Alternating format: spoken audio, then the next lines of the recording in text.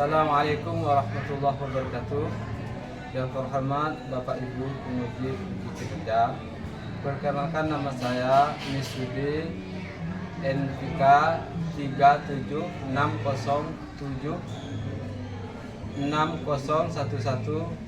3760760113056. Saya guru Al-Quran Hadis Madrasah Aliyah Nurul Hidayah Tambulangan Sampang, sekaligus mahasiswa PPG UIN Syekh Wasin Kediri dalam jabatan ketiga. Dalam video ini saya mengambil uji kinerja dengan tema fungsi hadis dalam Al-Quran dengan metode BBL. Selamat menyaksikan. Assalamualaikum warahmatullahi wabarakatuh. Assalamualaikum warahmatullahi wabarakatuh. Waalaikumsalam warahmatullahi wabarakatuh.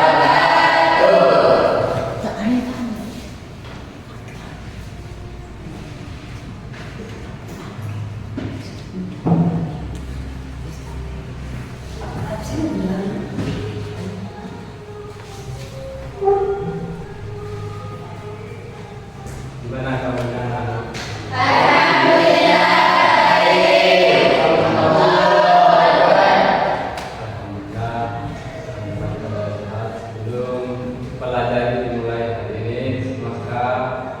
Kita berdoa kepada ketua kelas berdiri untuk memimpin doa.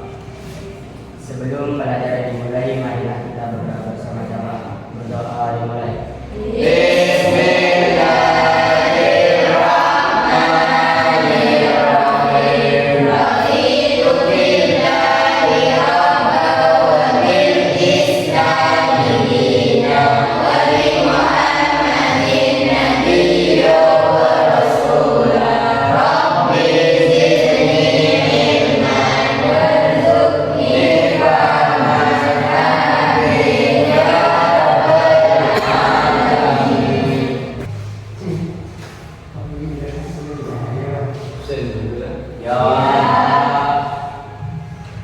Azam hadir, Beni hadir, Komlas Ika hadir semuanya. Sebelum mari kita mendengarkan Indonesia Raya, kalian harap berdiri semua. Indonesia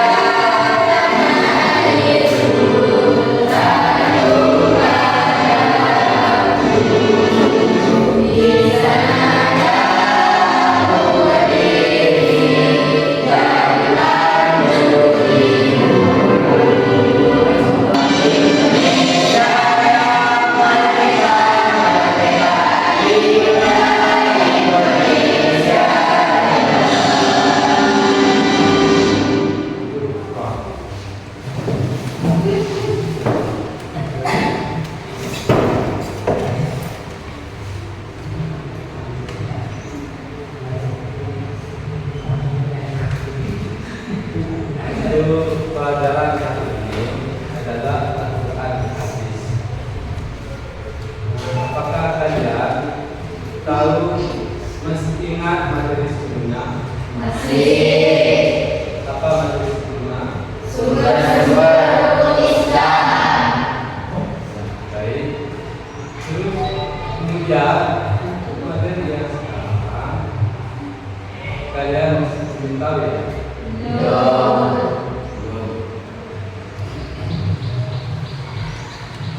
Tidak tahu ini?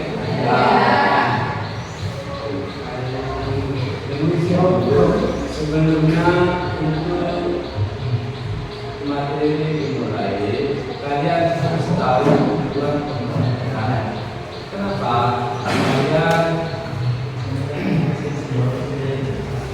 atau tidak tahu tujuan pembelajaran?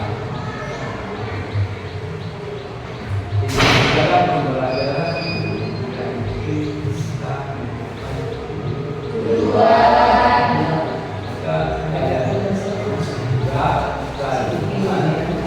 paham tentang materi. Tujuan pembawaan satu menghayati hadis Al-Quran. Dua, mengimplementasikan fungsi hadis dalam memahami Al-Quran. Tiga, menganalisis hadis terhadap Al-Quran. Empat, menjadikan contoh-contoh fungsi hadis Al-Quran. Tujuan pembawaan.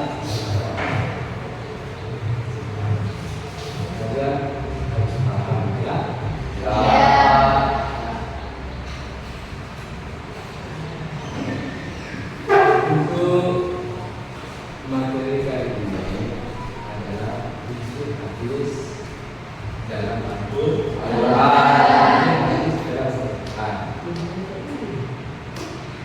Jika kalian paham memahami fungsi hadis dalam Al-Quran, maka saya sajikan kalian video. Mari kita saksikan dan amati video ini sehingga kalian paham fungsi Al-Quran.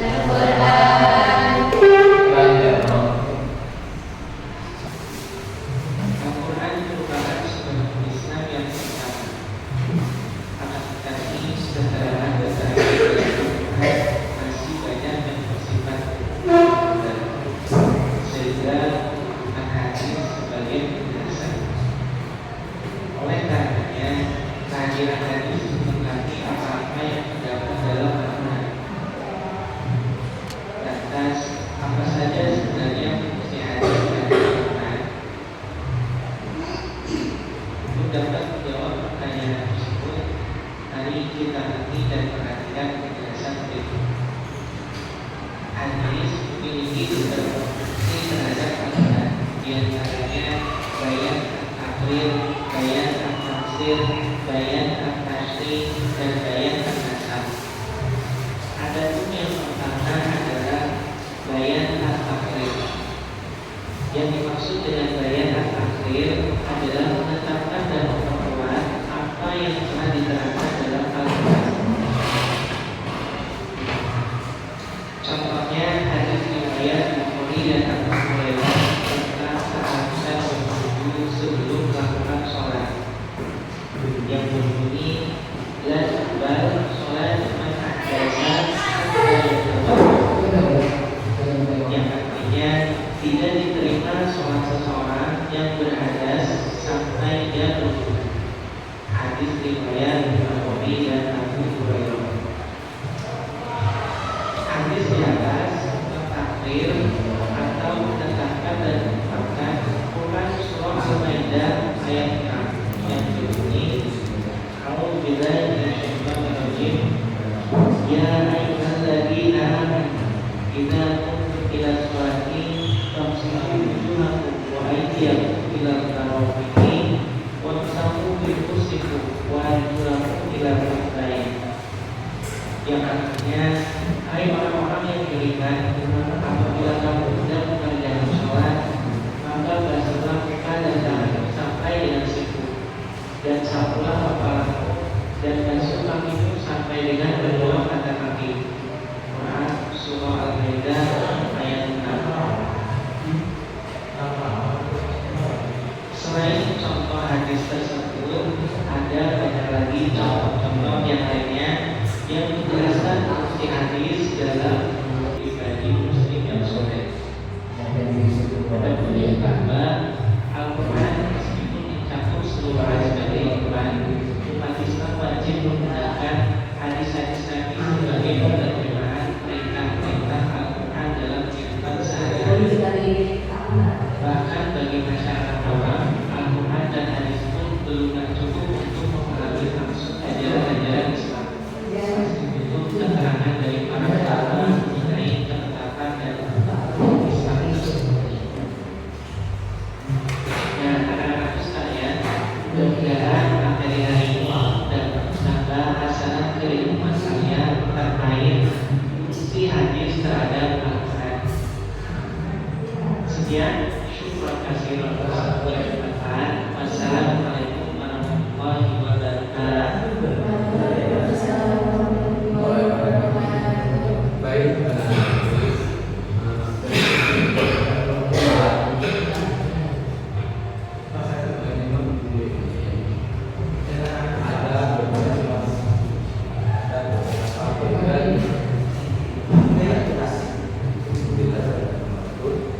karena hukum yang terdapat dari Al-Quran. Kewajiban yang ada di dalam Al-Quran, contoh Al-Quran itu yang diterapkan anak kita buat contoh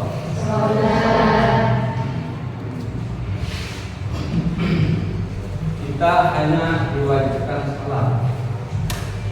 Terus waktunya juga caranya pelaksanaannya itu yang menerapkan adalah hadis. Maka dari itu kita harus paham Al-Quran dan juga paham hadis. Banyak dalil yang menjelaskan di dalam Al-Quran itu. Contoh kita diperintahkan zakat dalam Al-Quran atau kita diperintahkan puasa. Maka untuk kita tahu pelaksanaannya, baik pelaksanaannya zakat atau puasa, maka kata yang menafsirkan adalah hadis. Hubungannya fungsi Al-Quran zakat itu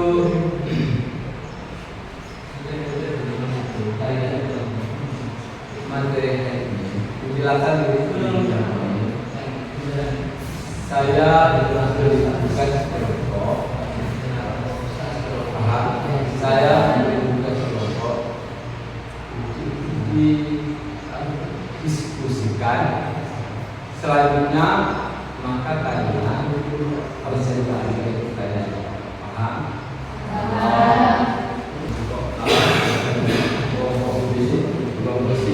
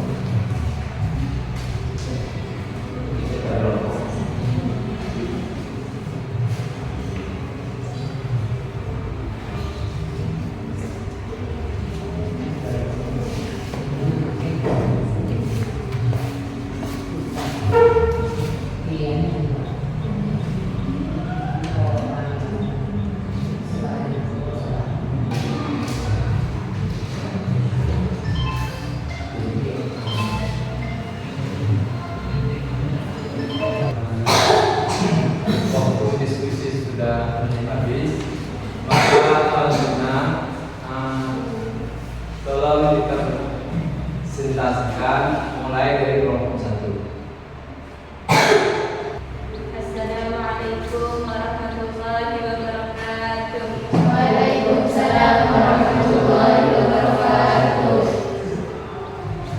Di sini saya akan mempresentasikan tentang fungsi hadis terhadap Al-Quran. Al-Quran dan hadis Rasulullah adalah dasar dari pengetahuan Islam. Sunnah Rasulullah yang diceritakan dan diinformasikan melalui hadis tentu memiliki fungsi terhadap pemahaman dan penafsiran Al-Quran. Fungsi hadis terhadap Al-Quran tentu saja sangat dipengaruhi dan keterangan hadis tersebut.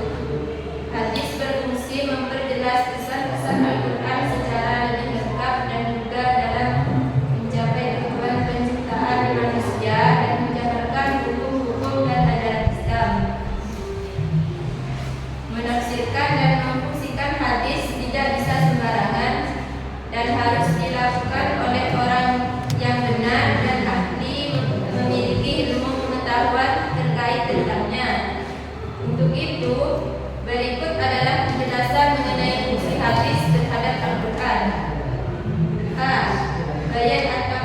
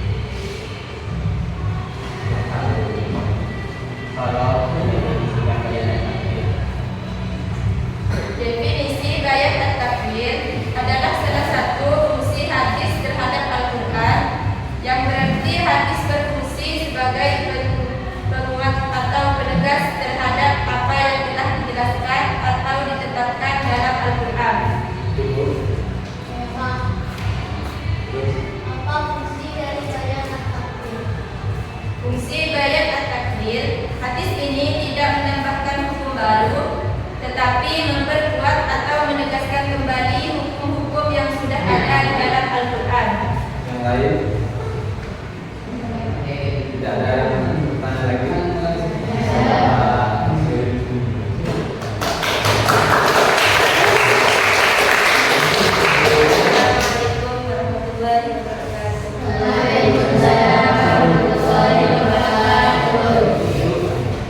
Kelompok B silahkan maju.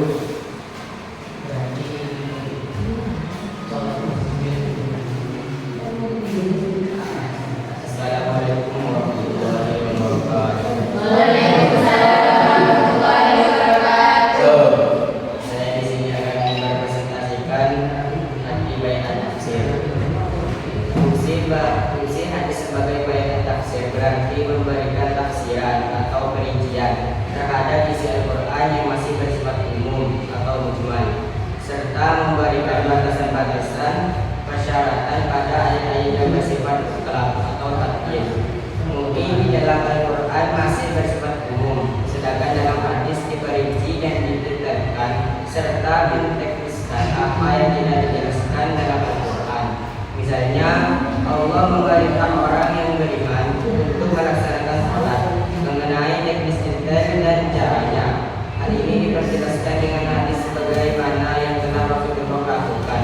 Contoh hadis sebagai bayan tafsir adalah menjelaskan Nabi Muhammad mengenai hukum pencurian. Hatta bisa dikim faqoto'ah yadahu min jum'in yang artinya Rasulullah SAW didatangi seseorang yang membawa pencuri, maka beliau memotong tangan pencuri tersebut dari pergelangan tangan. Hadis ini menafsirkan firman Allah SWT dalam surah Al-Maidah ayat 5. Wasari wasari wa ufaqrahu ayyikum jazaa bima kasaban nakalam min Allah. Yang artinya laki-laki yang mencuri dan perempuan yang mencuri, potonglah tangan keduanya sebagai pembalasan bagi apa yang mereka kerjakan dan sebagai siksaan dari Allah. Saya mendengarkan. Ya, Pak. Silakan. Apa yang sudah dibuat?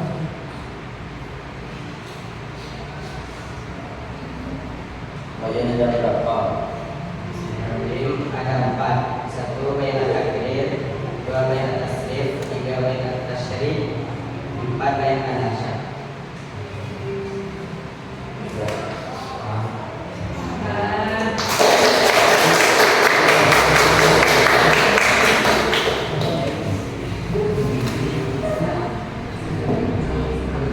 Kelompok C maju silahkan. Tahu yang mau?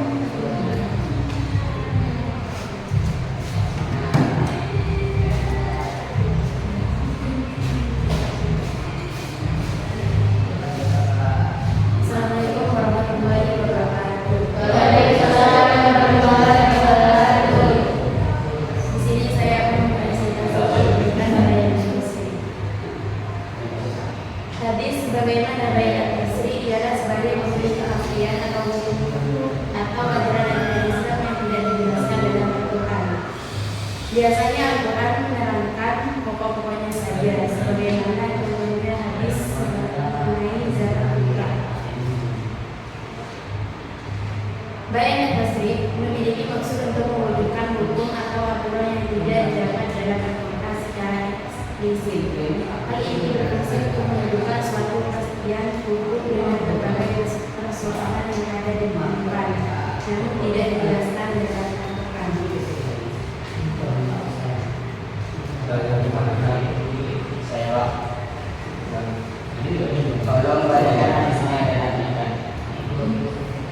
Bismillahirrahmanirrahim. Inna Rasulullah sallallahu alaihi wasallam farada zakat al-fitr Ramadan 'ala an-nasi ba'da min aw du'an min jahilin ada kulli aw ahdin dari Allah dan muslimin. Artinya Rasulullah telah mewajibkan zakat fitrah kepada umat Islam pada bulan Ramadan, 1 kurma atau gandum untuk setiap orang, baik merdeka atau hamba laki-laki atau perempuan. Hadis riwayat Muslim. Saya mendengarkan lagi. Assalamualaikum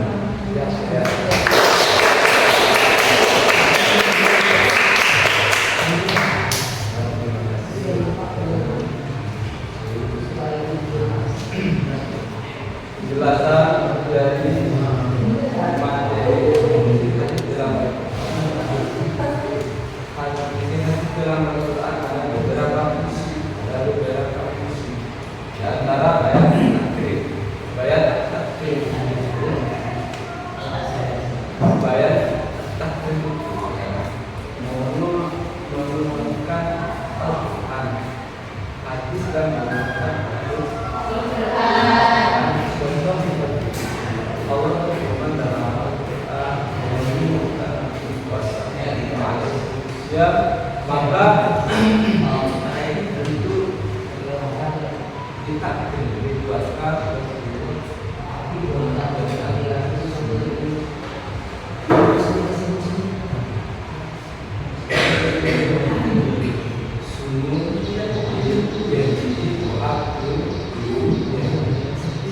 adalah nakrir dari yang ada di dalam Al-Quran. Banyak yang kedua ada ayat tafsir. Yang dimaksud bayat tafsir bertujuan untuk menyikat maksud ayat atau kalimat yang sama. Jadi ada ayat yang jelas, ada ayat yang jelas di dalam Al-Quran itu ada ayat yang jelas. Maka fungsi menjelaskan untuk mudah dipahami, maka harus difungsikan dengan hadis. Kemudian ada bayat tasbih. Yang ketiga ada bayat tasbih. Penjelasan yang maksud keseluruhan atau hiburan atau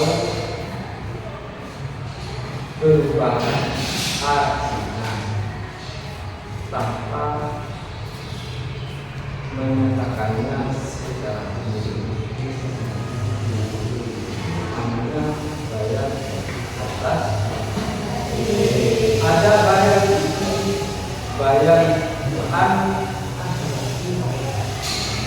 bayat anas itu penjelasannya berupa penghapusan hukum suatu ayat dengan ayat lain. Itu kadang hukum itu ditetapkan pada ayat bersama. Kemudian mengetahui hasil dari materi ayat.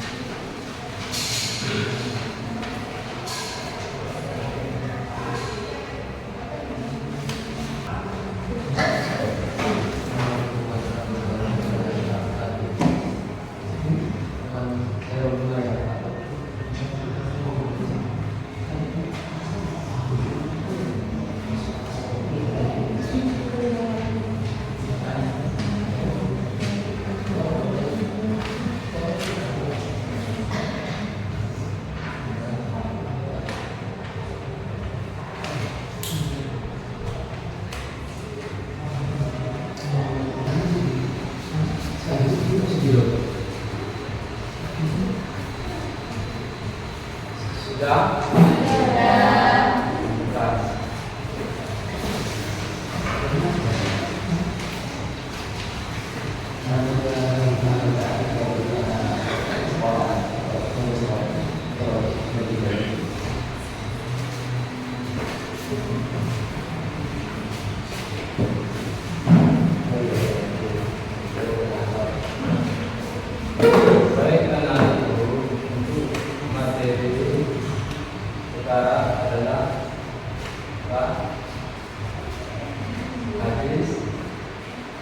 pemahaman dalam Al-Quran. Tentu saja penciptaan harus belajar dahulu. Dan saya paham atau bisa ada dari potensi lain. Paham? Belum